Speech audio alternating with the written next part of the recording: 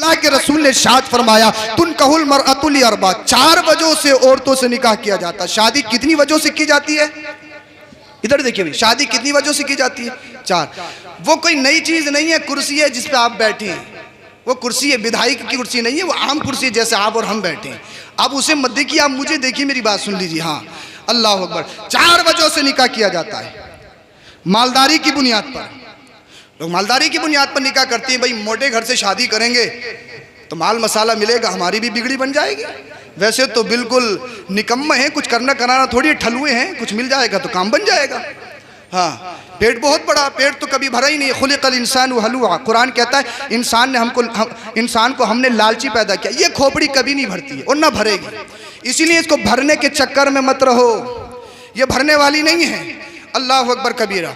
माल की वजह से, और कभी इंसान शादी करता है खूबसूरती की वजह से, हुस्न जमाल, हुस्न तजम्मुल, ब्यूटी की वजह से इंसान शादी करता है। और कभी कभी इंसान शादी करता बैकग्राउंड की वजह से।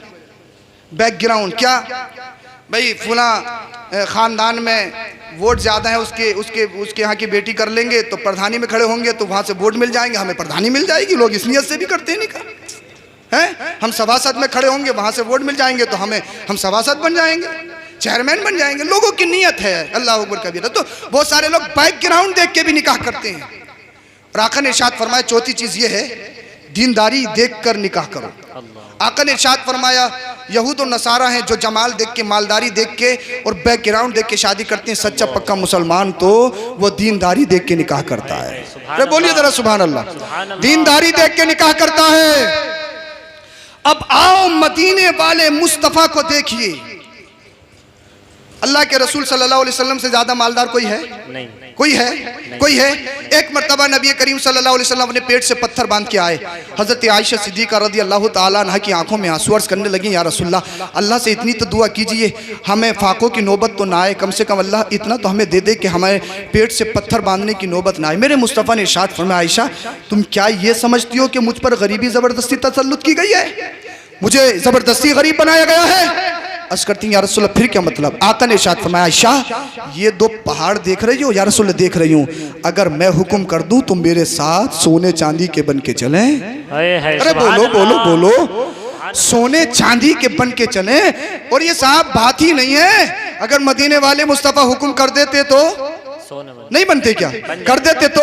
अरे जब कंकरियों से कलमा पढ़वा लें, जानवर बोलने लगे, पेड़ उखड़कर मुस्तफ़ा की वारगाह में आ जाए, अगर अल्लाह के रसूल इशारा कर दें तो सोने चांदी के नहीं बनते क्या?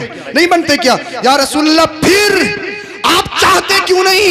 आका ने इरशाद फरमाया, सुनो, पत्थर इसलिए बांधता हूं पेट से, जब मेरी उम्मत में कुछ अमीर होंगे, उनकी फैसिलिटी बड़ी आला होगी, उनके खाने बड़े अच्छे होंगे, उनके लिबास बड़े उम्दा होंगे, वो ब्रांड पहन के बड़े एटीट्यूड फैशन में रहेंगे, अपने बालों में झटके मारेंगे, उन्हीं गलियों में, उन्हीं के पड़ोस में कुछ गरीब भी पलेंगे जो रोजाना कमाएंगे, खाएंगे, रक्षा चलाएंगे, तो उनको परेशान होने की जरूरत नहीं है, बल्कि वो मेरी जिंदगी को देख ले और ये तसव्वुर कर ले, जब सारी कायनात का मालिक अपने पेट से पत्थर बांध सकता है तो उनका गरीब उम्मती गरीबी में जिंदगी क्यों नहीं गुजार सकता है? ए आयशा, मैं जो पेट से पत्थर बांधता हूँ ये जबरदस्ती गुर्बत की वजह से नहीं, बल्कि अपने गरीब उम्मतियों के लिए रास्ते को हमवार करने के लिए बांधता हूँ, अपने उम्मतियों को सबक सिखाने के लिए बांधता हूँ। तभी तो बरेली का इमाम कहता है, कौन देता है देने को मुंह चाहिए,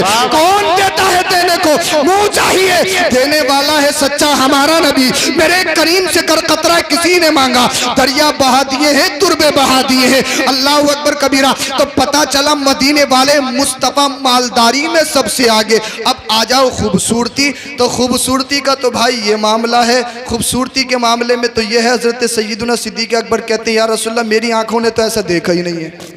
अरे बोलो ना, मुस्तफ़ा के हुस्न की बात चल रही है, बोलिए जरा सुभान अल्लाह। या रसूल अल्लाह मेरी आंखों ने तो ऐसा देखा ही नहीं है। और हजरत हसन तो ये कहने लगे, या रसूल अल्लाह, हजरत हसन तो कहने लगे, या रसूल अल्लाह मेरी आंखों ने तो देखा ही नहीं है। और देखती भी कहां से, जब किसी की माँ ने ऐसा लाल जना ही नहीं है, जब किसी की माँ ने ऐसा लाल जना ही नहीं है, जब किसी की माँ ने ऐसे बच्चे की विलादत ही नहीं की है, तो आएगा कहां से?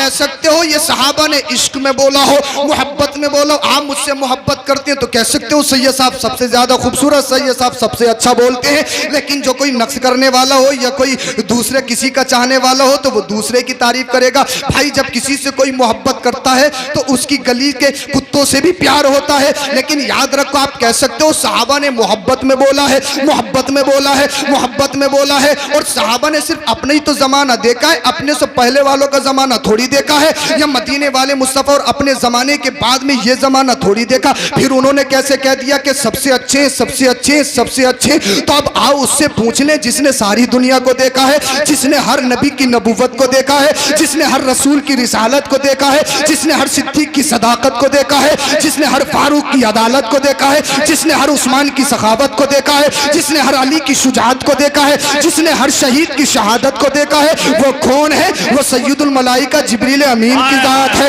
अल्लाह अल्लाह जो फरिश्तों के सरदार है, हम उनसे पूछते हैं ए जिब्रील अमीन तुम तो बताओ तुम्हारी नजर क्या कहती है? हजरत सैयदुना सिद्दीक अकबर तो ये कहते हैं, बिलाल हबशी तो ये कहते हैं, हजरत हसन तो मुस्तफा की बारगाह में नात पढ़ते हैं तो ये कहते हैं। आप तो बताओ आपका कहना क्या है? आपने तो हजरत आदम अलैहिस्सलाम से लेकर हजरत ईसा अलैहिस्सलाम तक हर नबी को देखा, हर रसूल को देखा, हर उम्मती को देखा, हर दौर को देखा, मशरिक मगरिब अल्लाह अल्लाह दुनिया के खित्ते खित्ते को देखा। जब हमने अपना क्वेश्चन बारगाह जिब्रील अमीन में रखा तो जिब्रील अमीन की ज़बान से जो अल्फाज निकले वो हदीस की शक्ल में आपकी बारगाह में पेश है। जरा दिल के कानों से सुनना।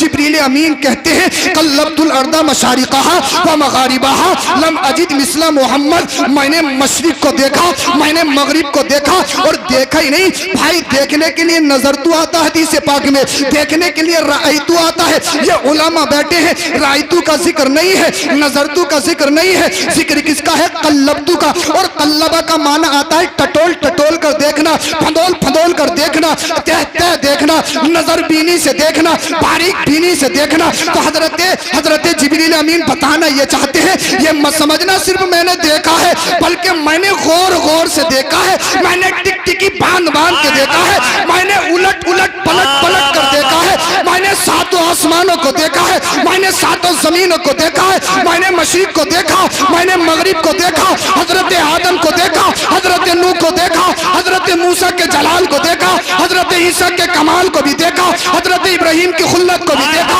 हजरत इस्माइल की ज़बीहत को भी देखा। मैंने हर नबी के मकामे मर्तबे को देखा, हर रसूल की रिसालत को भी देखा, हर शहीद की शहादत को भी देखा, हर सिद्दीक की सदाकत को भी देखा। और देखा ही नहीं है, बड़ी बारीक बीनी से देखा है। हजरत आदम को देखा कहीं मोहम्मद की तरह मिल जाए, हजरत नूह को देखा कहीं मोहम्मद की तरह मिल जाए, हजरत इब्राहिम को देखा कहीं मोहम्मद की तरह मिल जाए, हजरत इस्माइल को देखा कहीं मोहम्मद की तरह मिल जाए। हर नबी की नबूवत को खंगोल खंगाल कर छाट छाट कर देखा, हर रसूल की रिसालत को देखा, आसमान की मैंने बुलंदी को देखा, जमीन की पस्ती को देखा, मशरिक मगरिब अल्लाह अल्लाह दुनिया के हर खित्ते को, हिंद पाक बलोचिस्तान अरबो अजम, काले गोरे बूढ़े बूढ़े जवान बच्चे सबको देखा। कहीं तो मोहम्मद की तरह मिल जाए, कहीं तो मोहम्मद की तरह मिल जाए, कहीं तो आमिना के लाल की तरह मिल जाए, कहीं तो अब्दुल्ला के लक्ते जिगर की तरह मिल जाए, कभी तो हजरत अब्दुल मुत्तलिब के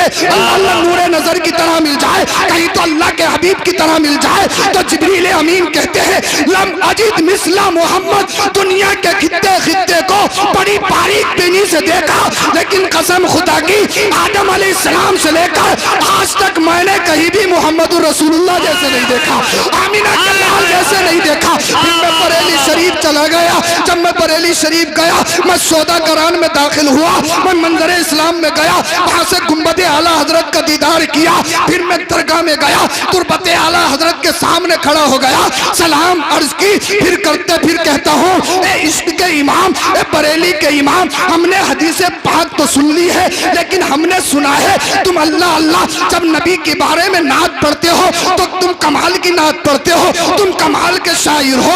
तुम्हारी शायरी में सिद्दीक की सदाकत नजर आती है, फारूक आजम की अदालत नजर आती है, उस्मान गनी की सखावत नजर आती है, मौला अली की शुजाअत नजर आती है, हजरत हसन की सिफत नजर आती है, हजरत बिलाल का इश्क नजर आता है, हजरत इमाम हुसैन की शहादत नजर आती है, इमाम आजम का कमाल नजर आता है, मुजद्दिद अल्बसानी का जलाल नजर आता है, अल्लाह निजामुद्दीन औलिया देहलवी का आम में जमाल नजर आता है, ख्वाजा गरीब नवाज की करामत नजर आती है, साबिर पाक का सब्र और इस्तिकलाल नजर आता है। जो जिब्रील अमीन ने हदीस कही है, इसकी अब तुम नाते पाक में तर्जुमानी भी तो करो।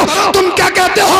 तो तुरबते आला हजरत से आवाज आती है, हमने तो सैकड़ों साल पहले कहा है। मैंने कहा क्या कहा है? तो तुरबते आला हजरत से आवाज आई, यही बोले सिदरा वाले जो मैंने जहाँ के डाले सभी मैंने छान डाले, तेरे पाए का न पाया, तुझे यक ने यक बनाया, तुझे हमद है खुदाया, तुझे हमद है खुदाया।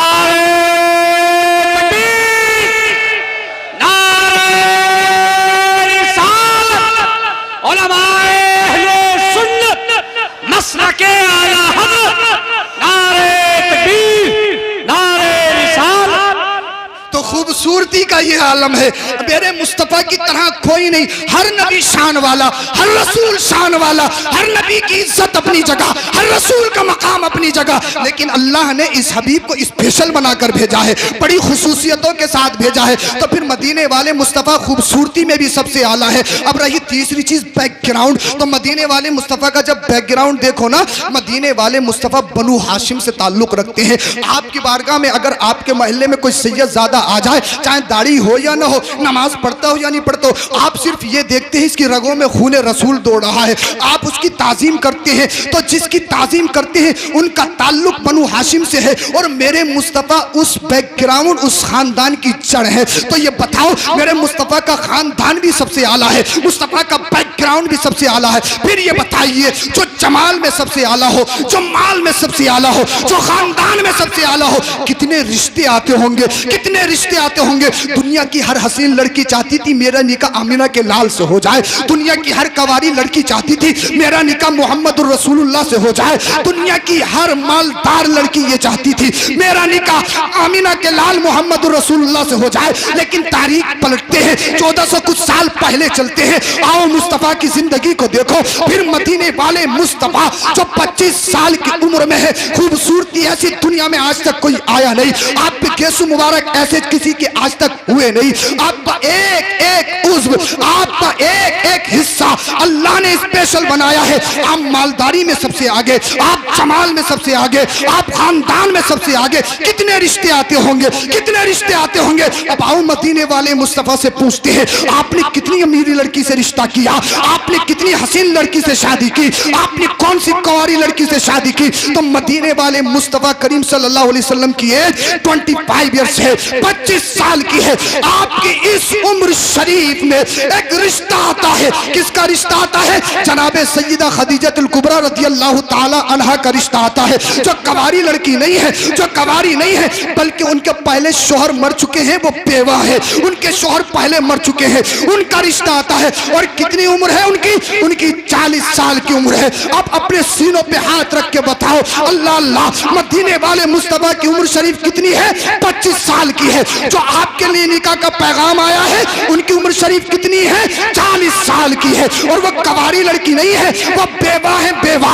तो मदीने वाले मुस्तफा ने किसी बादशाह की लड़की से निकाह नहीं किया, मदीने वाले मुस्तफा ने किसी हाकिम की बेटी से निकाह नहीं किया, मदीने वाले मुस्तफा ने किसी कवारी लड़की से निकाह नहीं किया, बल्कि मदीने वाले मुस्तफा ने अब से अपना सबसे पहला निकाह, सबसे पहली शादी 25 साल की मुकम्मल जवानी में जो किया, एक 40 साल खातून हजरत सैयदा खदीजतुल कुबरा से किया।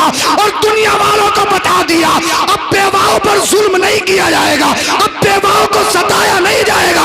इन बेवाओं को सीने से लगाने वाला आमिना का लाल मोहम्मद रसूलुल्लाह गया। हाय हाय नारे तकबीर, नारे रिसालत, उलमाए अहले सुन्नत, मसलके आला हज़रत। आज तुम मेरे मुस्तफ़ा के खिलाफ उंगलियां उठाते हो। हजरत आयशा से शादी की इतनी उम्र थी, इतनी उम्र थी। उन जालिमों से कहूंगा, अगर किसी को डाउट है, मैं इन चैनल्स के सामने कह रहा हूं, आओ मुझसे बात करो, मैं मदीने वाले मुस्तफ़ा की जिंदगी तुम्हें पढ़ के बताऊंगा। जब तक मदीने वाले मुस्तफ़ा की जिंदगी में सय्यदा खदीजतुल कुबरा रही, आपने दूसरा निकाह नहीं किया। कितनी बड़ी थी उम्र में? आपसे 15 साल बड़ी थी। ये बताओ, अगर मेरे मुस्तफ़ा किस लड़की को चाहते तो कौन लड़की नहीं चाहती थी? हर लड़की चाहती थी। लेकिन मदीने वाले मुस्तफ़ा ने सारी दुनिया में इंकलाब पैदा किया था, एक नारा लगाया था। आज दुनिया कहती है औरतों के साथ खड़े हो, औरतों की प्रोटेक्शन दो, औरतों को बचाओ, औरतों की इज्जत करो। अरे ये नारे नए हैं, सबसे पहले ये नारा अगर किसी ने दिया था, ये मदीने वाले मुस्तफ़ा ने दिया था। ए लोगों, अब बेवाओं का जुलूस नहीं निकाला जाएगा, बेवाओं पर बकरियों की मैंगनियां नहीं फेंकी जाएंगी। इसलिए जो सारी कायनात में सबसे अच्छा है वो मोहम्मद एक बेवा से शादी कर रहा है, इसलिए ताकि सारी दुनिया समझ ले अब आमीना का लाल आ गया। किसी पर जुल्म नहीं किया जाएगा, किसी औरत को सताया नहीं जाएगा, किसी बच्ची पर जुल्म नहीं किया जाएगा। यह इनकलाब किसने पैदा किया था? यह मदीने वाले मुस्तफ़ा ने पैदा किया था। किसने पैदा किया था? अब मैं बहुत जल्दी अपनी बात को खत्म करने वाला हूँ। यह मदीने वाले मुस्तफ़ा ने इनकलाब पैदा किया था। अब मैं तुमसे कहना चाहता हूँ, अब अगर आप रिश्ता देखने जाते हो ना, या अपनी बहन और माँ को जब रिश्ता देखने के लिए भेजते हो ना, आपकी एक बात होती है, बड़े अफसोस के साथ कह रहा हूँ, आपकी एक बात होती है, अम्मा या बहन सीधी मत ले आना, सीधी, देहातन मत ले आना, देहातन, सुल्लड़ मत ले आना। मैंने इसमें नजरो खोज की कि देहातन, सीधी, सुल्लड़ का मतलब क्या होता है, तो पता ये लगा जिसके बाल दुपट्टे में ढके हो ना, उसे देहातन बोला जाता है, उसे सुल्लड़ बोला जाता है, उसे सीधी बोला जाता है। और जिसकी लटे कटी हो, जिसके पर कटे हो, पर जो बालों में झटका मारे, जिसके हाथ में 1 लाख का आईफोन हो, जो फेसबुक, इंस्टा, ट्विटर सारे आइडिया चलाती हो, आधे आधे कपड़े पहनती हो, चेहरे पे 2-2 इंच पैंट चढ़वाती हो, वो इसको पसंद आती है, वो मॉडल है, वो इसके मुताबिक है, वो इसकी हैसियत और इसके स्टेटस की है। स्टेटस का मतलब जानते हो? स्टेटस कहती है हैसियत और मकाम को। हैसियत तुम्हारी औकात क्या? औकात यही है बेहया लड़कियों को पसंद करोगे, यही औकात है? मुझे बताइए आप। एक होता गधा, एक होता घोड़ा। गधे और घोड़े में फर्क होता है। गधे को जब भूख लगती है ना, उसे चारा चाहिए, चाहे गंदगी में हो, कहीं भी हो, वो घूर पे भी चला जाता है, उसे तो मुंह मारना है, सिर्फ उसका पेट भरना है। जो अरबी नस्ल घोड़ा होता है ना, वो गंदगी में कभी नहीं जाता है। मैं देखता हूँ पंडित नगला के कितने होशियार लोग हैं यहाँ आसपास के, मैं पॉइंट दे रहा हूँ तो मैं देखता हूँ कितने समझते हैं, पढ़े लिखे नौजवान भी हैं। गधा जो होता है कहीं भी चला जाए, और जो घोड़ा होता है ना अरबी नस्ल, वो फाके रह लेता, लेकिन गंदगी में तो शादी करने वाले, रिश्ते पसंद करने वाले लड़कों की भी 2 कैटेगरी है, एक गधा किस्म, एक घोड़ा किस्म। अब ये इंसान को खुद देखना है वो कौन सी किस्म में शामिल। परकटी चाहिए, आईफोन वाली चाहिए, बेहया चाहिए, जिसे न बाप की शर्म, न माँ की शर्म, न भाइयों की शर्म, जो अपने जिस्म की नुमाइश करे, मच्छरदानी वाले कपड़े पहने, वो चाहिए? क्या चाहिए? अब मुझे बताओ भाई। जब जमीन का सिलेक्शन ही खराब होगा, अच्छी फसल करने के लिए अच्छी जमीन होना जरूरी है। हर जमीन में अच्छी फसल नहीं हो सकती। अगर हम यहाँ पर मुरादाबाद में अखरोट की फसल करना चाहें, अखरोट हो सकता है क्या? कहाँ जाना पड़ेगा अखरोट की फसल करने के लिए? कश्मीर में जाना पड़ेगा, कश्मीर में अखरोट होता है। एप्पल, अगर सेब की फसल करना चाहें तो सेब हमारे यहाँ हो सकता है क्या? अगर होगा भी तो वो होगा खटुमरा, वो गट्टा सा रह जाएगा, वो पूरा बढ़ नहीं पाएगा। अगर स्पेशल कश्मीरी सेब चाहिए तो कहाँ जाना पड़ेगा? कश्मीर। इसलिए हमारी जमीन ये सेब की सलाहियतें नहीं रखती है, अखरोट बादाम पैदा नहीं कर सकती। तो जमीन का सिलेक्शन जरूरी है, अच्छा करो।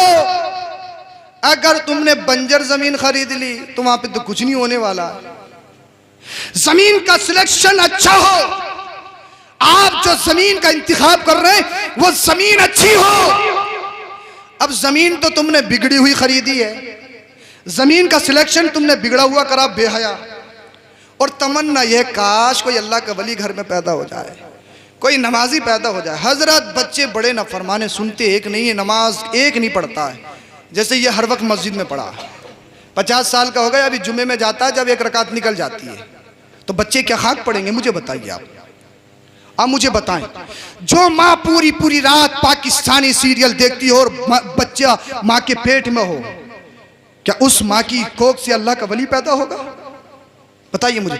जो पूरी पूरी रात फिल्में देखती हो, रात को सोती हो तो एक स्टेटस लगा के और सुबह को उठती हो तो फौरन स्टेटस चेंज होता हो, क्या उस माँ की कोख से कोई अल्लाह का वली पैदा हो सकता है? कोई गोश्त पैदा हो सकता है? कोई अब्दाल पैदा हो सकता है? नहीं हो सकता। उससे पबजी पैदा होगा, उससे मोटू पतलू पैदा होगा, उससे शक्तिमान जूनियर जी पैदा होगा, उससे बेहया और हीरो पैदा होंगे। इसीलिए अगर बच्चे अच्छे पैदा करना चाहते हो, अच्छी फसल चाहते हो, तो जमीन का अच्छा सिलेक्शन होना जरूरी। जुमला दे रहा हूं एक, जरा नोट कर लेना। जमीन का अच्छी जमीन का सिलेक्शन, चुनाव इंतखाब होना जरूरी। अगर जमीन मेरे मुस्तफा की सबसे छोटी बेटी, चहेती बेटी, लख्ते जिगर, नूरे नजर, सैयदा ताहिरा जाहिदा आबिदा खातून जन्नत, सैयदतुन निसा, सैयदा फातिमा ज़हरा रज़ियल्लाहु ताला अन्हा की शक्ल में हो, उस जमीन से जो पैदावार होती है उसे करबला का हुसैन कहा जाता है।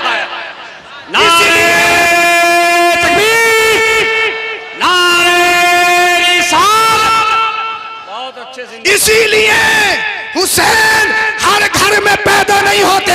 हुसैन के लिए फातिमा चाहिए, गौसे आजम के लिए फातिमा सानी चाहिए, नेक पैदा करने के लिए माँ नेक चाहिए, आबिद पैदा करने के लिए माँ आबिदा चाहिए, नमाजी पैदा करने के लिए माँ नमाजी चाहिए। जिस दिन तुम सैयदा फातिमा ज़हरा की सच्ची पक्की कनीज़ें अपने घर में ले आए, अल्लाह तुम्हारे घरों को जन्नती गहवारा बना देगा। इसीलिए जमीन का सिलेक्शन अच्छा करो। अगर जमीन का सिलेक्शन खराब, नस्लें बर्बाद, मुआशरा बर्बाद। इसीलिए अपनी माँ बहनों से कहूंगा, अगर बच्चों को अच्छा करना चाहती हो तो सबसे पहले खुद अच्छी हो जाओ। बेटी पूरी बराबर की हो गई। अगर बेटी आधे घंटे में ब्यूटी पार्लर से निकलती है तो ये 1 घंटे में निकल रही है। ये 5000 का फेशियल करवाती है तो वो 10,000 का करवाती है। वो बाल बाद में करवाती है, ये पहले कटवाती है। मुझे बताओ, अरे बुजुर्ग कहते हैं बाकी गोद पहला मदरसा पहला मकतब है। अब मुझे बताओ, जब स्कूल ही बिगड़ा हुआ हो, उस स्कूल में पढ़ने वाले बच्चे कैसे नहीं बिगड़ेंगे? इसीलिए मेरे माओ को चाहिए, इसीलिए मेरी माओ के लिए अहम जरूरत है। अगर तुम अपने घरों में कोई कासिम पैदा करना चाहो, सलाहुद्दीन अय्यूबी पैदा करना चाहो, अगर कोई टीपू सुल्तान पैदा करना चाहो, अगर सच्चा पक्का मुसलमान पैदा करना चाहो, अगर कोई खालिद बिन वलीद पैदा करना चाहो, इसलिए अपने अंदर चेंजिंग लानी पड़ेगी, अपने अंदर इंकलाब पैदा करना पड़ेगा। मैं अपनी माँ बहनों से हाथ जोड़ के गुजारिश करूंगा, अरे रातों को जागो तो पाकिस्तानी सीरियल देख के मत जागो, हिंदुस्तानी मूवीज देखकर मत जागो। जब रात को सो तो गंदा स्टेटस लगाकर मत सो, जब सुबह को उठो तो गंदा स्टेटस देखकर मत उठो। अगर तुम्हें जागना है तो रसूलुल्लाह पर दरूद शरीफ पढ़ के जागो। जिस दिन तुमने मुस्तफा पर सोने से पहले दरूद शरीफ पढ़ लिया, अरे तू सो जाएगी, तेरे ख्वाब में मदीने वाले मुस्तफा तशरीफ लाएंगे।